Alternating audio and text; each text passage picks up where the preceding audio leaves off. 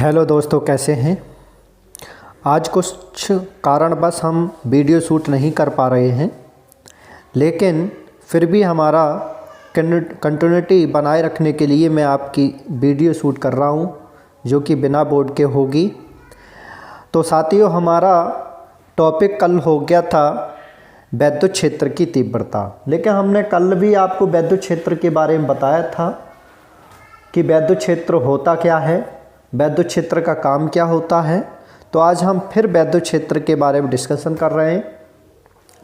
वैद्युत क्षेत्र को हम क्या कहते हैं, क्या होता है, उसके लिए हम क्या करते हैं कि एक कोई चार्ज पार्टिकल लेते हैं और उस चार्ज पार्टिकल को किसी फ्री स्पेस में जब ले जाते हैं तो उस पर एक स्वतः ही क्या लगने लगता है, फोर्स लगने लगता है। जब उस पर एक फोर्स लगता है तब बिना कनेक्ट वाला एक फोर्स है, और उस बिना कनेक्ट वाले फोर्स का हमने जब पता लगाया तो हमें एक टेस्ट चार्ज लेकर आए उस फील्ड में, और टेस्ट ले जाकर उसमें देखा कि जो हमने एक चार्ज पार्टिकल लाए थे उस चार्ज पार्टिकल ने अपने चारों तरफ एक इफ़ेक्ट बना लिया है। एक क्या बना लिया है, इफ़ेक्ट बना लिया है, और उसी इफ़ेक्ट के कारण दूसरे टेस्ट चार्ज पार्टिकल में एक फोर्स लगता है, या उस टेस्ट चार्ज पार्टिकल को या तो वो आकर्षित करेगा या फिर वो प्रतिकर्षित करेगा। तो उस इफ़ेक्ट को हमने नाम दिया था वैद्युत क्षेत्र। क्या नाम दिया था, उस इफ़ेक्ट का नाम रखा था वैद्युत क्षेत्र। वैद्युत क्षेत्र क्या करता है, वैद्युत क्षेत्र एक इन्फॉर्मेशन का काम करता है। दूसरी चीज़, वैद्युत क्षेत्र ऊर्जा को एक स्थान से दूसरे स्थान पर कन्वर्ट करता है, या हम कह सकते हैं कि वैद्युत क्षेत्र का काम है ऊर्जा को कैरी करना। ठीक, अब हम पहुंचते हैं डेफिनेशन पर। हमने देखा, अभी हमारी बात चल रही थी वैद्युत क्षेत्र, इलेक्ट्रिक फील्ड।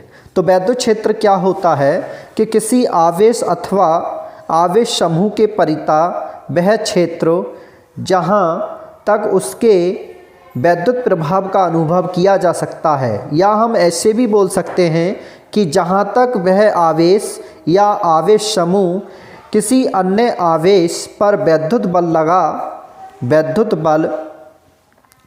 लगा सकता है, उस आवेश या उस समूह का वैद्युत क्षेत्र कहलाता है। वैद्युत क्षेत्र एक सदिश क्वांटिटी है। इसकी दिशा धन परीक्षण आवेश Q0 पर लगने वाले बल की दिशा से शो की जाती है। कोई वैद्युत क्षेत्र वैद्युत बल रेखाओं द्वारा व्यक्त किया जाता है। ठीक, या फिर हम बोल सकते हैं कि अगर हम डेफिनेशन की बात करें तो इस तरह से हम बोल सकते हैं मित्रों कि वैद्युत क्षेत्र में स्वतंत्रता पूर्वक टेस्ट चार्ज जिस मार्ग का अनुसरण करता है उसे उस क्षेत्र की वैद्युत बल रेखा कहते हैं। वैद्युत बल रेखाओं की निम्नलिखित विशेषताएं होती हैं। नंबर एक विशेषता क्या है? नंबर एक विशेषता है कि वैद्युत बल रेखा के किसी बिंदु पर खींची गई स्पर्श रेखा उस बिंदु पर परिणामी वैद्युत क्षेत्र की दिशा शो करती है। दूसरी है कि वैद्युत बल रेखाएं धन आवेश से चलकर ऋण आवेश पर समाप्त होती हैं। तीसरी हमारी बात है कि दो बल रेखाएं कभी भी एक दूसरे को नहीं काटती हैं, क्योंकि यदि दो बल रेखाएं काटती हैं तो कटान बिंदु पर दो स्पर्श रेखाएं दो परिणामी वैद्युत क्षेत्र व्यक्त करेंगी, जो कि संभव नहीं है। अतः बल रेखाओं का काटना भी संभव नहीं है। चौथी बात हमारी क्या है? चौथी बात है कि वैद्युत बल रेखाएं एक ओपन कर्व की होती हैं, अर्थात ऐसे भी बोल सकते हैं कि ये धन आवेश से चलकर ऋण आवेश पर समाप्त होती हैं। पांचवी बात हमारी क्या है कि वैद्युत बल रेखाएं जहां से चलती हैं और जिस जगह मिलती हैं दोनों जगह पृष्ठ के लंबवत होती हैं। छठी बात हमारी क्या है कि किसी स्थान पर वैद्युत बल रेखाओं का पृष्ठ घनत्व उस स्थान पर वैद्युत क्षेत्र की तीव्रता के अनुपात में होता है। अर्थात इस तरह से भी बोल सकते हैं कि वैद्युत बल रेखाएं जितनी पास होंगी वहाँ वैद्युत क्षेत्र उतना ही प्रबल होगा। बल रेखाओं की संख्या के पदों में वैद्युत क्षेत्र की तीव्रता की परिभाषा भी निम्न प्रकार दी जा सकती है। हम कह सकते हैं कि किसी स्थान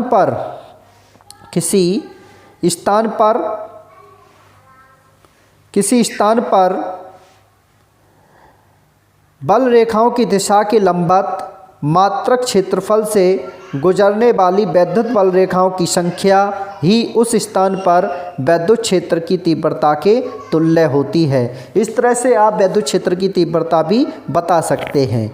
सातवीं बात अगर देखी जाए तो सातवीं बात क्या है कि ये खींची हुई लचकदार डोरी की तरह लंबाई में सिकुड़ने का प्रयत्न करती है। इसी कारण विपरीत आवेशों में आकर्षण होता है। अगली बात क्या है कि ये अपनी लंबाई की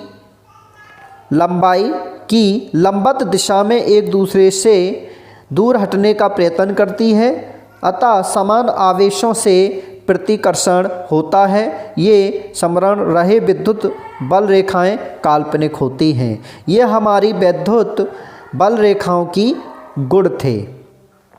अब उसके बाद हम आते हैं वैद्युत बल रेखाओं के कुछ उदाहरण हैं कि नंबर 1 उदाहरण है कि विगलित बिंदु आवेश के वैद्युत क्षेत्र की बल रेखाएं।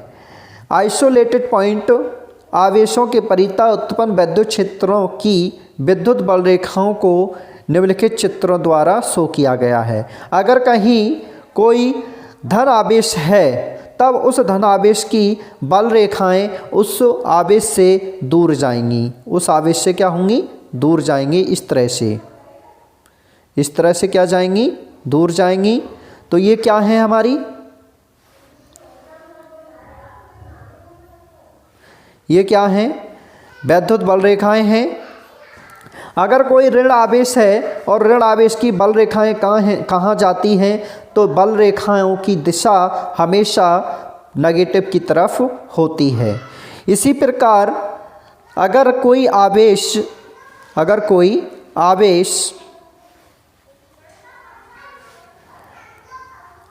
युग्म के वैद्युत क्षेत्र की बल रेखाएं यदि दोनों आवेश परिणाम में समान एवं प्रकृति में धनात्मक हैं तो उनके वैद्युत क्षेत्र की बल रेखाएं चित्र के अनुसार होंगी। कैसे होंगी? देखो, ये आपने चित्र देखा है कि इसमें आप देख सकते हैं कि यदि दोनों आवेश समान हैं, प्रकृति में क्या हैं? धनात्मक हैं। जब प्रकृति में धनात्मक हैं तो उनके वैद्युत क्षेत्र की वैद्युत बल रेखाएं 1.6 में शो की गई हैं, जैसे कि वो केवल एक ही दिशा में विपरीत होंगी। अगर पॉजिटिव चार्ज है तो देखो इसकी डायरेक्शन ऐसे ये आपको दिखा दी हैं, बाहर जा रही हैं। सारी ही क्या जा रही हैं? बाहर जा रही हैं। इसी प्रकार नंबर 3 क्या कह रहा है कि यदि दोनों आवेश परिणाम में समान किंतु प्रकृति में विपरीत हों तो उनके वैद्युत क्षेत्र की बल रेखाएं चित्रानुसार होंगी। जैसे कि आपको इस चित्र में ये दिखाई हैं कि जब ये पॉजिटिव चार्ज है और एक नेगेटिव चार्ज है तो पॉजिटिव से हमेशा निकलती है और नेगेटिव की तरफ आती हैं। आपने चित्र में देख रखा है। इसी प्रकार कि अगर कोई आवेशित पृष्ठ धनात्मक है और परिच्छेद के कारण वैद्युत बल रेखाएं किस तरह से होंगी? अगर कोई पॉजिटिव है, ये आपकी पॉजिटिव है, तो कुछ बल रेखाएं इधर निकलेंगी, कुछ इधर निकलेंगी। इस तरह से ये निकलती हैं बल रेखाएं। ठीक है, आप देख सकते हैं। और इसकी कहानी और भी है कि जैसे दो विभिन्न परिणाम के सजाती बिंदु आवेशों के निकाय के कारण अगर देखा जाए तो दो विभिन्न परिणाम Q1 व Q2 के सजातीय बिंदु आवेशों के निकाय के कारण उत्पन्न वैद्युत बल रेखाएं चित्र में शो की गई हैं, जिनको मिलाने वाली रेखा पर उदासीन बिंदु N2 Q2 के निकट है। तो आपने देखा कि एक Q1 चार्ज है और एक Q2 चार्ज है, तो इनकी बल रेखाएं एक दूसरे से क्या हो रही हैं, दूर हो रही हैं। जब एक दूसरे से दूर हो रही हैं तो दूरियां क्या होती हैं कि Q1 बट्टे R1 का वर्ग बराबर Q2 बट्टे R2 का वर्ग। आप इस तरह से देख सकते हैं। फिर अगला क्या है कि एक समान वैद्युत क्षेत्र में वैद्युत बल रेखाएं सीधी समान दूरी पर स्थित समांतर रेखाएं होती हैं, जैसे कि चित्र में शो किया गया है। तो आप इतना ही आज क्लियर करें, उसके लिए फिर कल आपके लिए चर्चा करते हैं। धन्यवाद।